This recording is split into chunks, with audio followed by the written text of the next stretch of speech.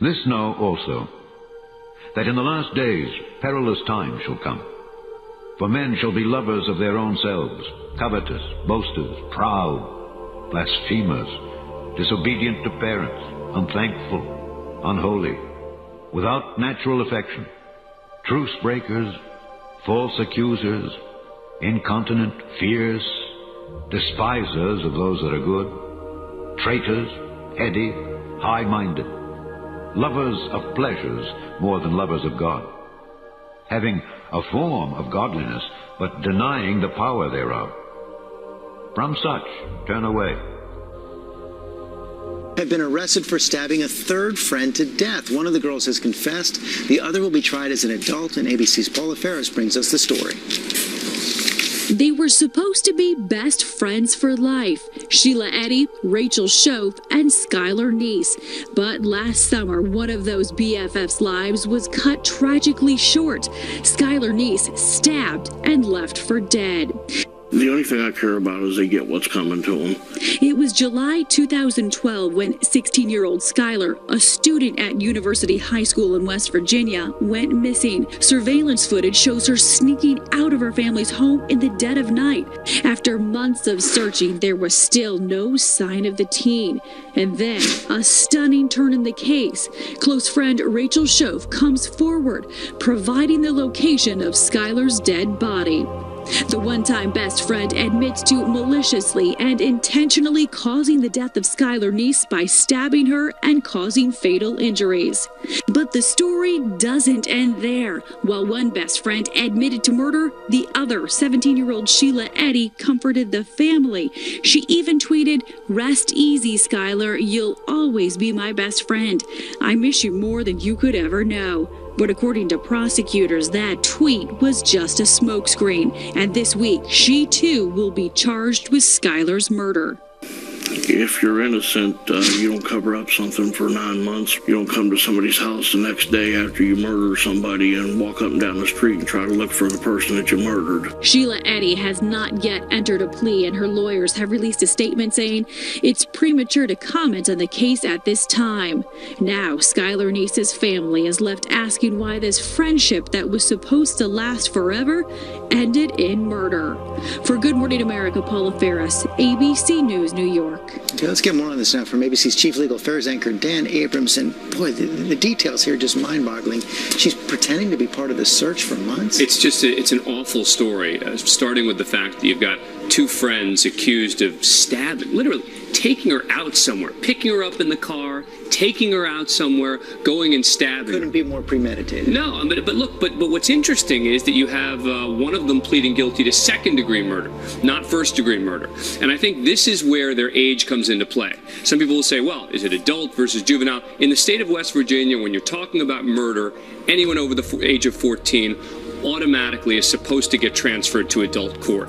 The leniency can come when it comes to what sort of sentence are we talking about. You heard that prosecutors are going to recommend 20 years for one of them, considering what the crime is, yeah. And I think that's because of the age, likely the fact that she's pleading guilty as well. That's why it's going to be interesting to see what happens with the second one. She had been adjudicated so far in juvenile court. That's now been transferred to adult court. The question now is going to be, does she plead guilty? Does she go to trial and have her friend testify against her as the star witness in the connection with this case? You've heard the parents in this case say again and again that the last thing they want to do is revisit every detail of their They don't want this to go to trial. I mean, you can imagine this, right? The last thing they want is to have to relive this. So I think that the parents would... Las Vegas police make an arrest in connection with a shooting death that followed a road rage altercation. 19-year-old Eric Nausch was arrested on suspicion of murder after SWAT teams surrounded his home on Thursday.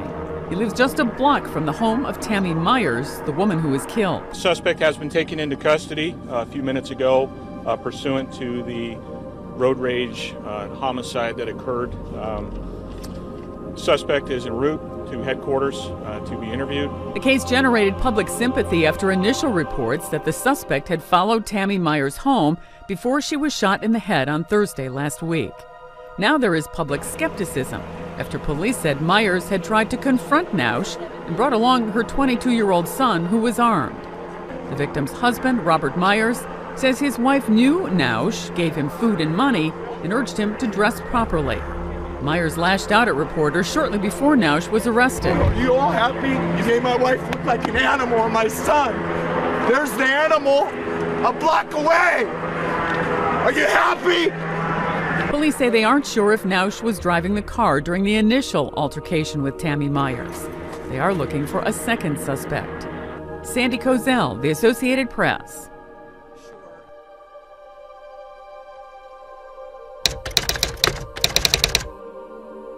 Center with late-breaking details. Hi, Mike. Hey, Russ, this whole thing is disturbing and very sad. Now, we just got security cam video from inside Chuck E. Cheese's. Let me show you this. This is a camera inside the kitchen. You see a man in orange starting to then strike one of the managers. Others jump on him. And detectives tell us that at least 5 people took part in the beatings of the staff members. What made it even worse, that other people in that birthday party were cheering them on. Just like, we're gonna need cops, ambulances. Like, they're just freaking out. We just need people here. Okay, how many people are in a fight? A lot. Like, a lot. All right, everybody's freaking out. It was supposed to be a birthday party for a child, but when one of the guests in the group got angry about a photo booth not working, he started beating one of the managers on duty. Walked up to the manager, and for no reason, he headbutted the manager and then began to physically assault him. The physical assault took place in the main dining room area. Did you see anybody else hurt? Yes, my managers, both of them were attacked. More than 5 customers in the group attacked the managers and staff, injuring 6 of them, including a teenager who just tried to call 911. I don't want to call this a fight. This is not a fight. This is an attack. This is an attack on employees who were simply doing their job. They weren't doing anything else. They were there earning a living, trying to, support their families. Adults fighting at a kid's place, the managers fighting, the customers, the whole thing is sad. Now, let's make it clear. Police say this was not a fight. This was a mob attack on innocent employees. Everybody in that entire birthday party left without talking to police, without making any statements. They're all, of course, being sought by the police tonight. At 7 o'clock, we'll show you more of that security cam video. It's still very disturbing. Back to you in the studio. Bizarre, to say the least. Okay, Mike, we will see you at 7. Sure. Thank you. Okay.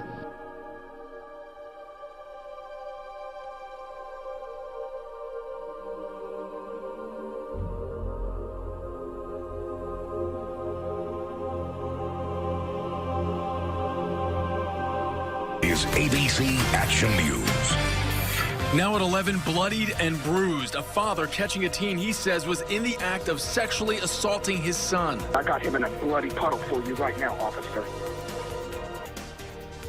That father faced with an unimaginable situation. Good evening, everyone. I'm Jannes and Jambres. And I'm Wendy Ryan. Social media tonight buzzing about a dad taking justice into his own hands to protect his 11-year-old son. Alex Hobson joins us live in the newsroom with more. Alex? Well, at this very hour, take a look. The story has been shared more than 1,000 times on our Facebook page, with folks speaking out overwhelmingly in support of the father who took matters into his own hands when he caught the alleged abuser he trusted as his son's babysitter. A beaten and bruised Raymond Frolander stood before a judge and didn't say a word during his first appearance in court. Daytona Beach police arresting Frolander for sexually assaulting an 11-year-old boy. His face severely bruised after the boy's father caught him in the act and then beat him unconscious. This phone call to 911 happened shortly after. I just walked in and found a grown man molesting, and I got him in a bloody puddle for you right now, officer. Okay, sir. You discover that he has been sexually abusing him in your home. You know, father did what a father had to do. Police found Frolander motionless on the floor of the apartment where the sexual battery occurred. First responders had to take him to the hospital to be checked out. I sent him an ambulance. He's gonna need one. Were there any weapons involved? My fist and my foot. Police say the victim told them Frolander had been assaulting him since he was 8 years old. You think to yourself, here's a young man whose innocence was taken away from him. You know, 8 to 11-year-olds should be outside riding their bike and playing sports and playing video games. Frolander did not receive a bond and will stay in jail for the time being. Investigators are making sure he has not victimized any other children. And get this, police said Frolander admitted he had sexual relationship with the victim, reportedly saying, "I'm guilty," at the end of his interview with police. As for the father, he's not facing any criminal charges. Reporting live in the newsroom, Alex Hobson, ABC Action News. Teenager learns his punishment for killing his mother and shooting his father in a dispute over a video game. Kevin Freeman is just back from Elyria and joins us now with all the details. Kevin? Well, Tracy, 17-year-old Daniel Petrick claimed that the video game made him do it, and the judge somewhat agreed. He sentenced him to life in prison with a chance for parole in 23 years.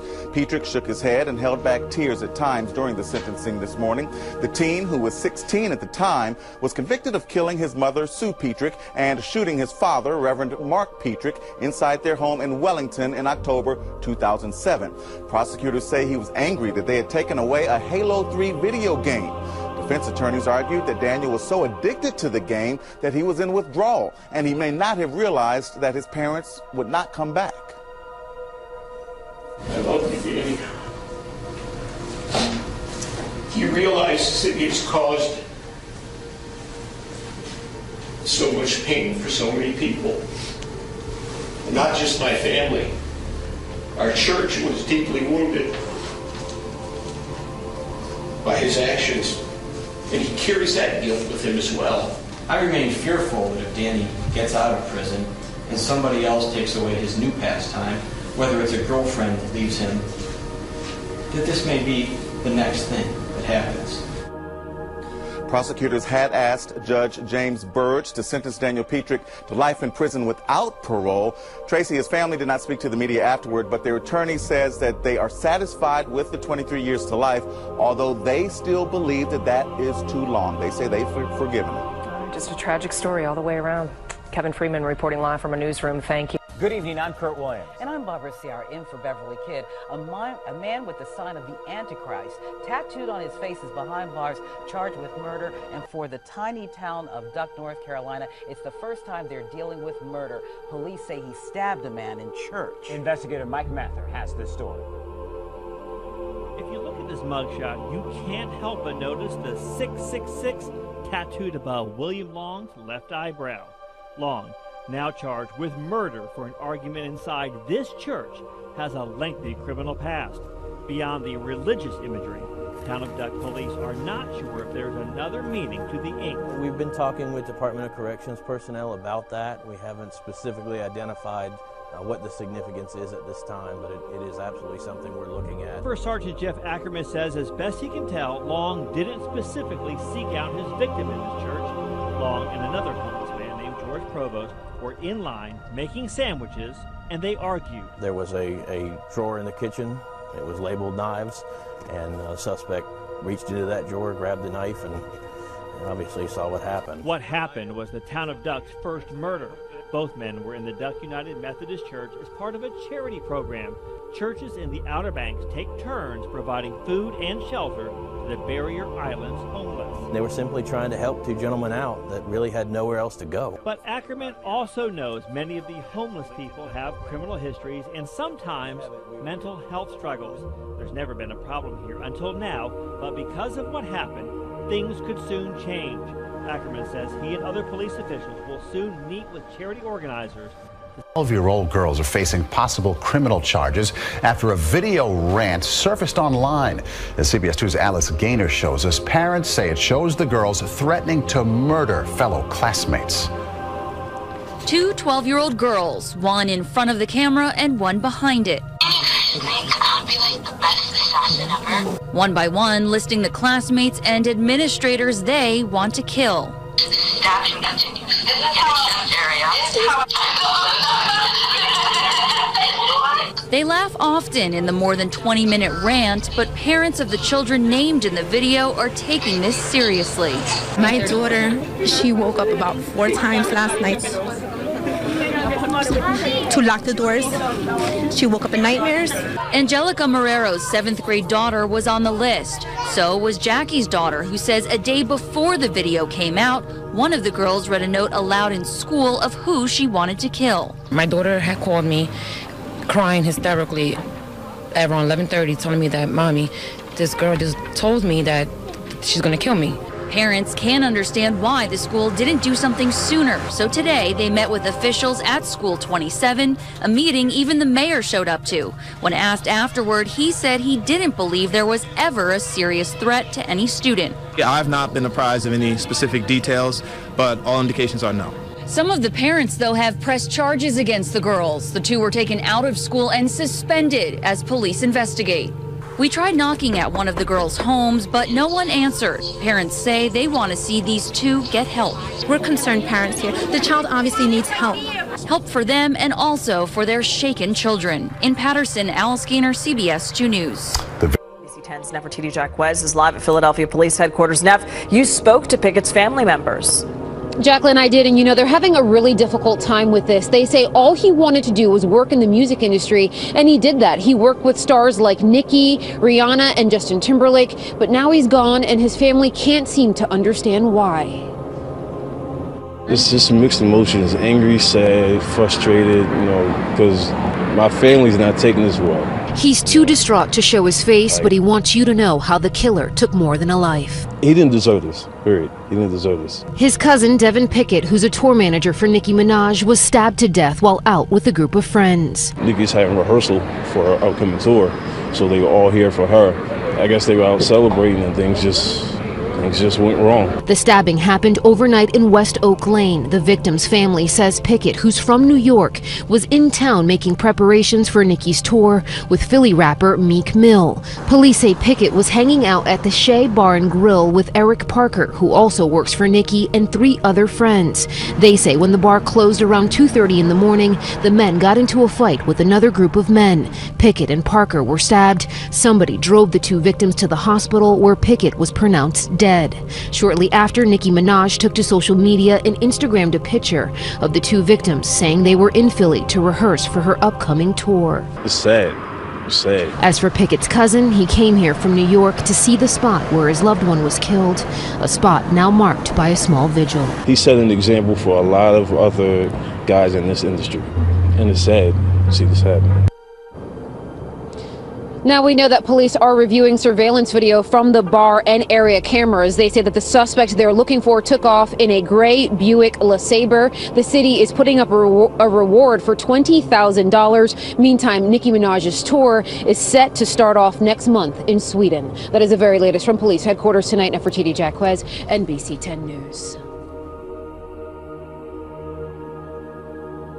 2 families watched their 12-year-old daughters in handcuffs before a judge in adult court Monday afternoon, just days removed from what police call a horrific attempted homicide. The Waukesha Police Department is deeply saddened that this 12-year-old girl had to suffer through this horrific crime. Saturday morning, a bicyclist came across a severely wounded 12-year-old girl near Big Bend Road and Rivera Drive in Waukesha. She had been stabbed 19 times in a wooded area near there, with some wounds missing her arteries by just 1 millimeter. Many of the stab wounds struck major organs, but incredibly and thankfully, the victim survived this brutal assault. Saturday afternoon, a sheriff's deputy found the 2 young suspects walking near I-94. Police say the girls spent several months plotting to kill their victim and lured her into the woods. Both suspects had a fascination with a fictitious character that often posted to a website that is a collection of small stories about death and horror. The criminal complaint refers to that online character as Slenderman. One of the girls told police it was the hope that the victim would die and they would see Slender and know he exists. Parents should not be allowing their children to have unrestricted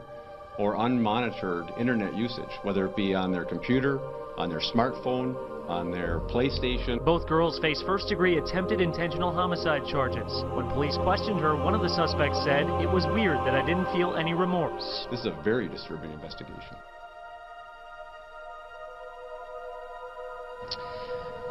Now, both girls remain in custody tonight on $500,000 cash bail. I am told that the victim of this case is still in the hospital. She is still recovering, but we are told that police say she is in stable condition. Much more on this story coming up tonight later on at 10. For now, we are live outside the Waukesha County Courthouse. Lane Kimball, CBS 58 News. Lane, thank you. The Waukesha School District sent an email to parents about the stabbing since it involves students. It says in part, as our thoughts and support go out to the victim and her family, we have also provided counselors at all schools where this may have caused distress among students. The email includes an attachment with a police department press release. and it warns parents that the information is unsettling. Still, it offers advice on how to talk to children about it. Charges. On Saturday, May 31st, 2014, at approximately 9:50 a.m., the Waukesha Police Department was notified by a concerned citizen that a 12-year-old girl was stabbed in the area of Big Bend Road in the city of Waukesha. The Waukesha Police and Fire Departments responded and located the girl. The Waukesha Fire Department transported her to the Waukesha Memorial Hospital, where she was treated for her injuries. The Waukesha Police Department is deeply saddened that this 12-year-old girl had to suffer through this horrific crime. We are pleased to report that she is in stable condition. The victim was friends with the suspects, and all three attended the same middle school. All three of the girls are 12 years old. Both suspects had a fascination with a fictitious character that often posted to a website that is a collection of small stories about death and horror. Based on our investigation, it is believed that the suspects had planned to kill the victim for several months.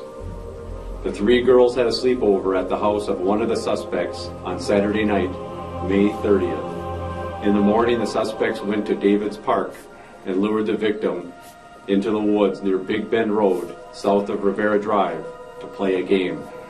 Once there, one suspect held the victim down, while the other suspect stabbed her 19 times in the arms, legs, and torso.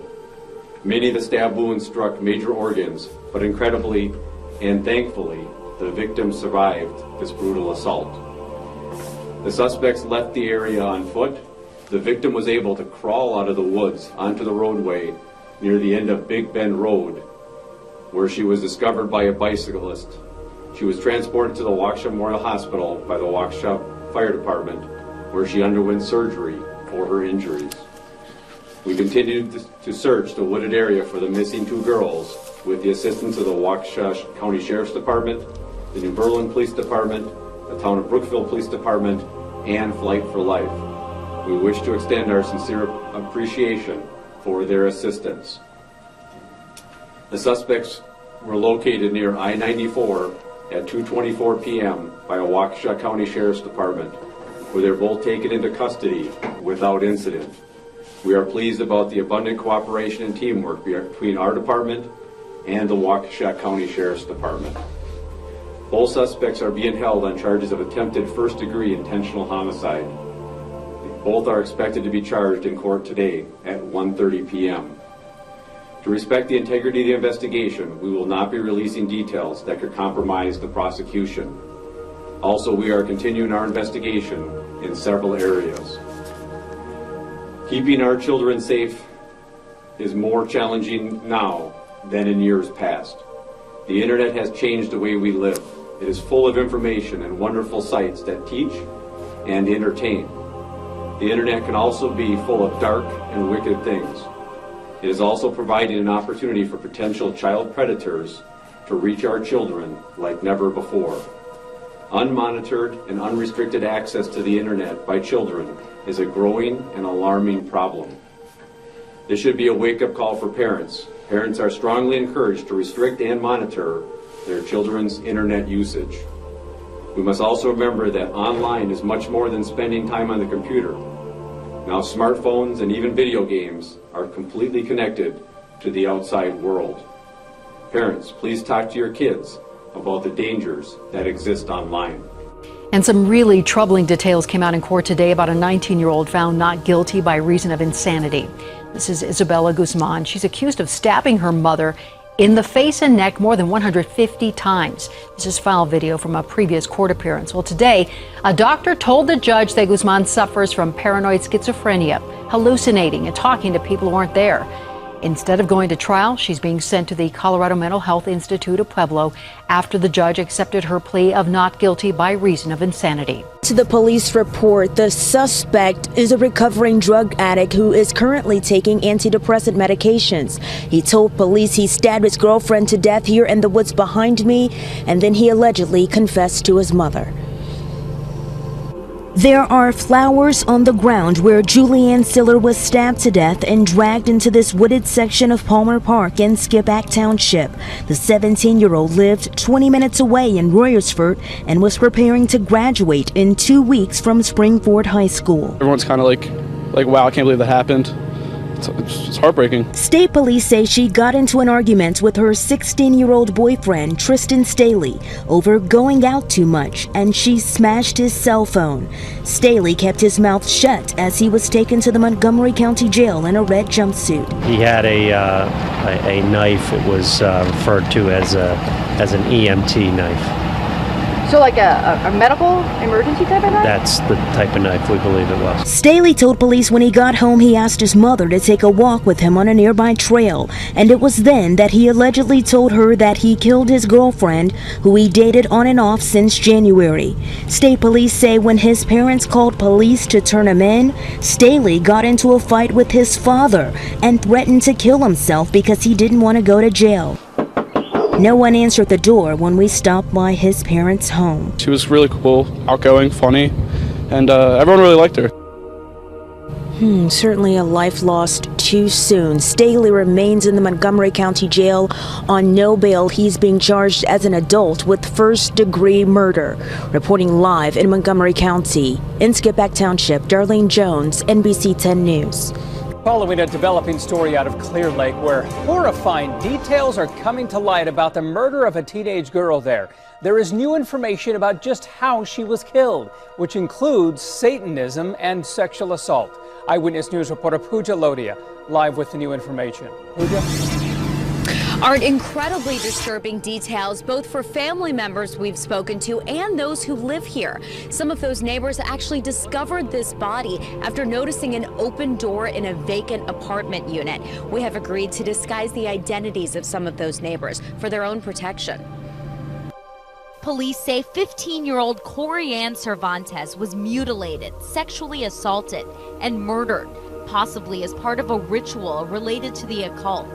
Neighbors report seeing police remove religious items from the scene. They were scattered around her in like a ritualistic way. 17-year-old Jose Reyes has been charged with capital murder.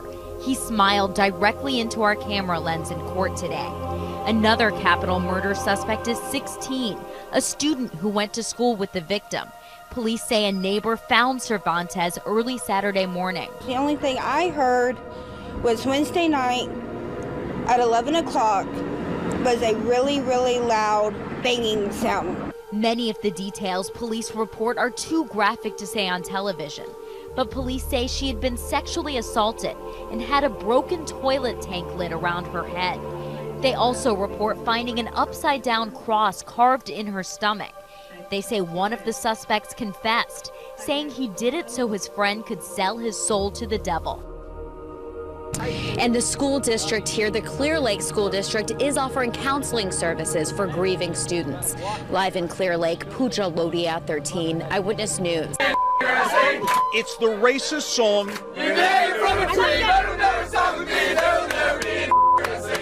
sparking outrage nationwide. It's sad and it's hurtful. Disgusting. You're disgraceful. Now 2 students expelled. University of Oklahoma's president says he's employing zero tolerance, singling out the 2 who took a leadership role in the SAA fraternity video, saying they created a racist, hostile, and exclusionary environment. This as all SAE members are vacating their house. Today, even the Sigma Alpha Epsilon letters gone. The fraternity's house mother, Botan Gilbow, now also stirring anger after this video from 2013 surfaced, in which she repeatedly sings the N-word. Gilbow has now responded to the video, saying, "I am heartbroken by the portrayal that I am in some way racist," claiming the video is being taken out of context, and she was innocently singing along to the Trinidad James song, "All Gold Everything." Gold all in my chain, gold all in my ring. Before the video featuring her went viral, though, Gilbow told CBS News her fraternity family was not racist, and she was shocked to hear them use the N-word. I heard the words, unbelievable. This is not SAE. Howard Dixon, who worked as a cook at the SAE house for about 15 years, is today out of a job. I mean, we used to have so much fun game day and football season, and now it's all gone. But contributions of more than $50,000 has already been raised online to help him out. William James, who says he's the last African-American member of SAE here, is in disbelief. I walked those halls. I lived in those rooms. My picture hangs on the wall. I held offices in that house. They were talking about me. Students here in full protest mode. The storied football team linking arms in a powerful show of support. But there is fallout. One-star recruit who had signed to play for OU says no more. I wouldn't want my son or my child to go anywhere like that, and I wouldn't want my brothers to go anywhere like that. So it was just very disturbing to me. I don't like it. Now to an exclusive interview. A 17-year-old from Brooklyn is no longer facing charges of assaulting a police officer because video of an incident between that 17-year-old and the officer proves it was the teen who was assaulted. This is video that changed the story. The incident took place at Brooklyn's Puerto Rican Day Parade on June 8th of last year. 17-year-old Enrique Del Rosario was part of a group recording the actions of police when his lawyer says the police grabbed Rosario, slamming him against the gate of a closed store and beating him with batons. A grand jury decided not to prosecute Rosario for assaulting the officers in September, but he continued to face charges for resisting arrest and larceny until the DA's office offered to drop all the charges as long as he stays clear of the law for 6 months. But there is more to this story. Dennis Flores, founder of the neighborhood police watchdog group El Grito de Sunset Park, had led the way for several years to record police at these events. He was one of those who captured the police assault against Enrique Del Rosario. And he joins me now live from New York to talk about it. Thanks so much for being here. Thank you for inviting me. Tell me about the attack on Enrique Del Rosario. What did you see? What did you witness? We witnessed Enrique filming the police throwing a woman onto a sidewalk. And for that, a police officer bashed his head in, robbed him for his camera. And I say robbed him because the camera never showed up as evidence. It completely disappeared. But something that we had on video clearly. Cops grabbed him, slammed him against the gate. A second officer named Elvis Merizalde swung a nightstick, missed. He cracked the head of another police officer with his nightstick and then charged him for assaulting the police. And because of that, since we formed a chain of cameras around Enrique to film this, we started getting maced, we got attacked, and we were pushed back.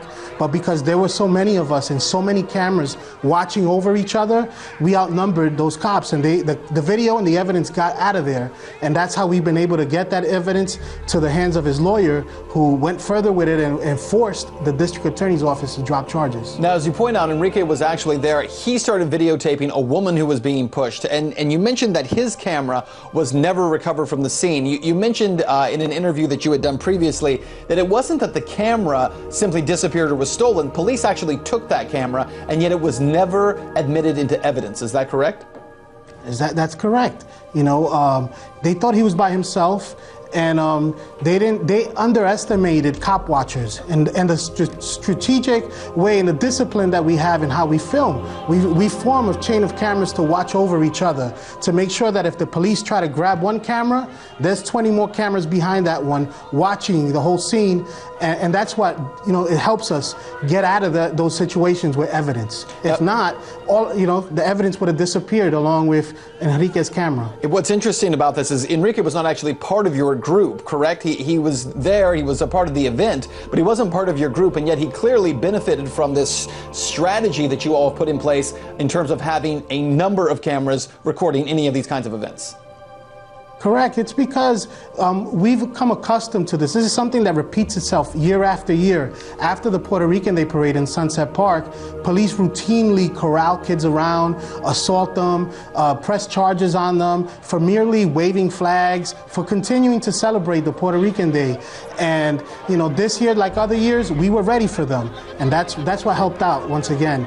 And this has happened year after year. There's been so many cases throughout the years of cops assaulting kids, but we've stepped it up as a community to police the police. I would encourage people to go watch your video, which has been posted online, simply because as we even show it as you're talking here, it does not do justice to seeing the video with the full volume. I mean, when you see the way that the police are reacting to this, they're shouting, they're macing people who were standing by, they're using expletives, they're yelling at people using the F word as they're pushing people, and yet it doesn't appear, maybe it's just from my vantage point, but it does not appear as if the crowd is acting violently towards police. The police, on the other hand, are acting extremely aggressively toward the onlookers. Can you tell me about that? Well, it's them criminalizing a community who merely is trying to celebrate, our culture. It's the Puerto Rican Day. We have a right to be out there waving our colors, blowing whistles, celebrating. And this is a criminalization of a people that's going on. It's historic. This is nothing new. And what they're not used to is a community fighting back. And we're doing it in a dignified way by watching them, by being vigilant, by observing, by exercising our right to continue to fight. And this year now we just got a permit application approved for a parade. So we're gonna now, because of this incident, we're gonna be out there parading. We're gonna shut down the avenue, and it's forced the system to have to accept things by our terms. And as a community, we're taking back what's ours. This is our community. We're organizing ourselves, and they have to respect, because the world is watching what's going on in Sunset Park. The name of the group that you've helped found is El Grito de Sunset Park. It is actually a police neighborhood watchdog group. I noticed in the video, not only from your camera vantage point and what you're saying, but hearing other people standing near you, there are a number of people with cameras, and they're all asking for police badge numbers. It seems like you guys have done a pretty good job of training people on what their rights are, what they have the right to record and not record, their rights not only as citizens, but to also demand identification from officers. Can you tell me about the training process that you put your people through? Yeah, it's about disciplining. We're not there to provoke. We're not there to obstruct police. We're there merely to observe and hold them accountable when there's incidents such as this. And that's what it takes. It takes us as a community to hold the police accountable, because we know that they do a horrible job of policing themselves, of holding police accountable. So this is what the body cams are supposed to do, which we know is not gonna work.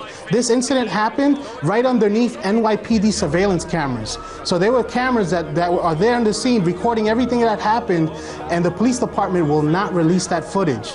So we're making that connection to the body cams. If we put out subpoenas, we put out FOIL requests for the police department to release that evidence that it's being recorded of police violence, and they will not release it, then what use are those body cams going to be?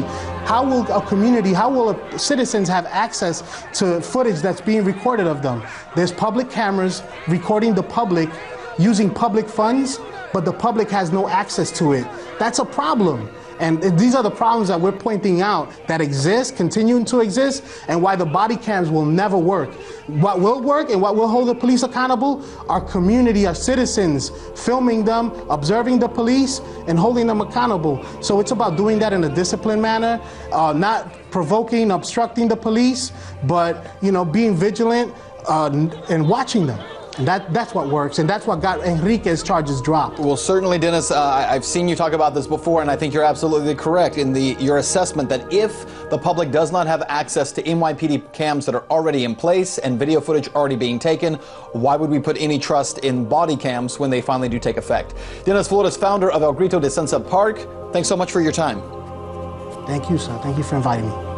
A smart and talented Norfolk 10th grader admitted today in court that he killed his parents because he was angry over routine punishments like taking away his iPod. Today, his grandfather came to court to forgive him. Investigator Mike Mather first told you about this case yesterday and has this follow-up story. Vincent Parker, an honor roll student and artist at Norview High School, told police he just got mad and went off. A week before Christmas, he killed both his parents by hacking at them with knives and bashing them with a baseball bat and a crowbar. He told investigators he was fed up with what seemed like routine discipline for a teenager. "I just remember getting mad," he told them. "It's all from my dad. All this stuff like my dad taking away my iPod and stuff." It was his mother he attacked first at their Bland Street home. When she came out of the bathroom, he doused her with pepper spray, stabbed her in the eye, and beat her in the face with the bat and the crowbar. The medical examiner identified 25 separate wounds to her neck, face, and head. Carol Parker died in her bedroom. Later, when Vincent's father came home, he attacked him too, with a crowbar and with a knife. The father lived long enough to tell police what happened. But exactly why a talented honor student who wanted to be a police officer reacted so violently to ordinary punishment, that's a mystery to his family. He is a smart young man. Yeah, he is smart in school. Don't know what happened. Even though Vincent is just 16, he will be sentenced as an adult in September. What do you want to happen to your grandson when he is sentenced? What is I want him to get some type of counseling, help him to grow up to be a understanding man, and that be sorry for what he did do. And I told him to ask God to forgive him for what he did. In Norfolk, Mike Mather, News Channel 3. Two 12-year-old Wisconsin girls are being held on attempted murder charges this morning. Prosecutors say they lured a classmate into the woods in Waukesha, then stabbed her 19 times. The victim survived. The girls she considered friends are charged as adults. Elaine Cajano shows us how the kids allegedly plotted this attack for months. Elaine, good morning. Good morning. According to the criminal complaint, the young suspects quickly confessed to detectives. They indicated they were motivated by Slender Man, a fictional character they read about on internet horror sites, which they seem to believe is real. Some may find the details of this case disturbing. The 12-year-olds were shackled and jailed Monday after prosecutors charged them with the gruesome crime that happened 48 hours earlier in a Waukesha, Wisconsin park. One suspect held the victim down, while the other suspect stabbed her 19 times in the arms, legs, and torso. Despite stab wounds to major organs, the 12-year-old victim was able to get away. A bicyclist found her on the sidewalk covered in blood and begging for help. When asked who attacked her, she said, "My best friend." Police found the two suspects a few hours later. Once we located the two girls, it quickly became apparent that they were the suspects in this investigation. Detectives say one of the girls explained that the original plan was to kill their friend while she was sleeping, so they did not have to look into her eyes. According to the criminal complaint, they later decided the park bathroom was better because, quote, the floor had a drain for the blood to go down. Ultimately, police say the girls distracted the victim with a game of hide and seek, then tackled her and started stabbing. "All I heard was screaming," one of the suspects told police. "It was weird that I didn't feel remorse." Both girls talked about the mythological creature Slender Man, which they learned about online. "We had to kill to prove ourselves worthy," one of the 12-year-olds said. The defense attorney for one suspect says mental health is certainly an issue, but right now he says the family is still in a state of shock. They don't really know what to feel right now. It's the kind of thing that no family could ever imagine being confronted with. There's still a chance this case will be moved to juvenile court. As for the victim, she is expected to survive. Doctors say her attackers missed a major artery near her heart by just 1 millimeter. Elaine, thanks.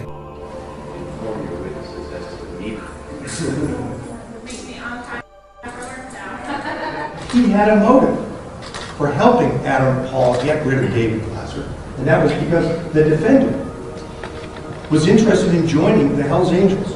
The Commonwealth has never been able to find the scene of these killings, and therefore I expect there will be no evidence or testimony connecting Mr. Beovis to the location or locations where these crimes occurred.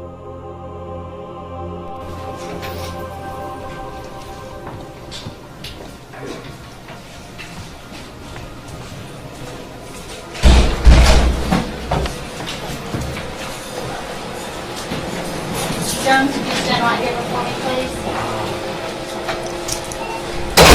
On record today, January the 30th, 2012. Mr. Jones, I'm here to set your bond this morning.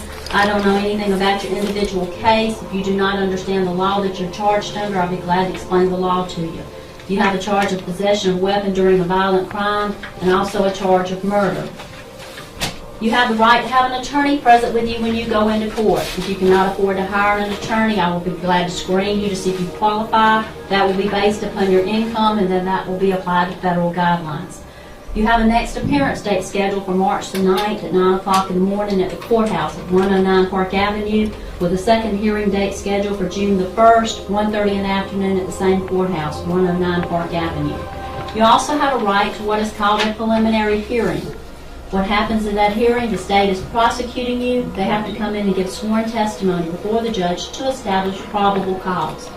What was your intent, your knowledge, your involvement? Did you violate the laws of the state that you've been charged under? If they cannot establish probable cause, then your charges can be dismissed at this hearing, but you can be directly indicted if there's enough evidence to take before a grand jury. This is the form to request that hearing. You will need to turn this in to your attorney or give it to the solicitor on your next appearance date of March the 9th. If you fail to turn it in to one of the parties, then that means you have possibly waived your right to have this hearing. Do you understand the charge of possession of a weapon during a violent crime? Yeah. On that charge, if you're found guilty, it can carry a sentence of up to 5 years and/or a fine in the discretion of the court.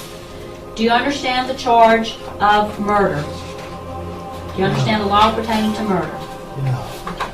That can carry up to life, imprisonment, or the possibility of death, according to the law. On these charges, Mr. Jones, do you wish for me to screen you for a court-appointed attorney? Do you have the income to hire an attorney on your own? Does it look like it? I don't know, sir. I don't have any idea. I just ask that you answer my questions. Are you currently employed? No. Do you want me to screen you for an attorney? No. You're going to hire your own? I don't need one. Mr. Jones, I never advise anyone to go into court regardless of the charge without an attorney.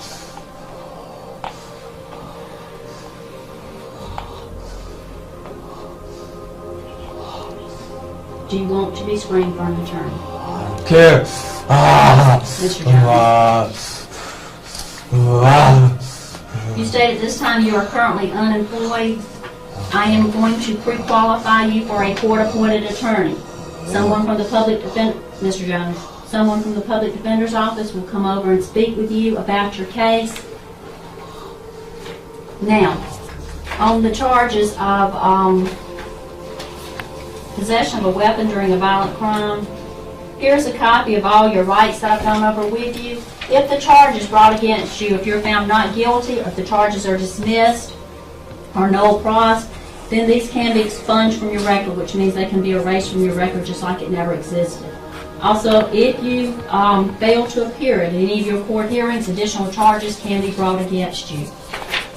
Is your mailing address 324 Human Street in Batesburg?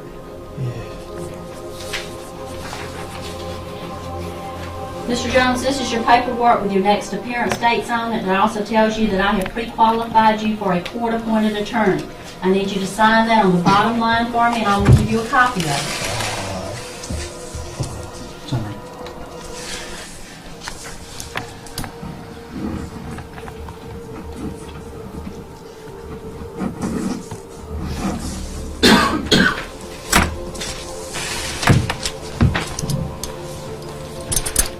Ann? Yes, ma'am. We're going to request that the defendant be ordered not to have any contact with the victim's family, please. Okay. Anyone else like to make a statement? Okay. Mr. Jones, there is going to be a condition that you're not to have any contact with the family of the alleged victim. Do not call, email, text message, no type of electronic communications. Don't have any of your friends call them and try and harass them in any way, because you will have to answer to the court if you do. On the charge of murder, because it does carry life or death imprisonment, then I am not allowed to set a bond on that. You have to go before a circuit court judge to have a bond set. I have given you your rights on that charge. On the possession of the weapon during a violent crime, I'm going ahead and setting your bond at $10,000 on that charge. Understand you cannot be released until you go before a circuit court judge to have your bond set on the murder charge. and you also have a hold on you for another county, so even after that bond is set, the possibility is that you will not be able to bond out. I need you to initial on the front stating you understand your first appearance date for me. You gonna initial right here?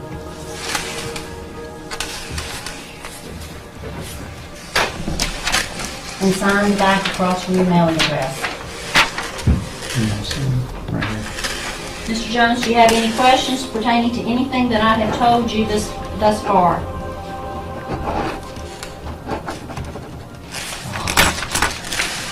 Okay. All right, sir. All right. Just your lip.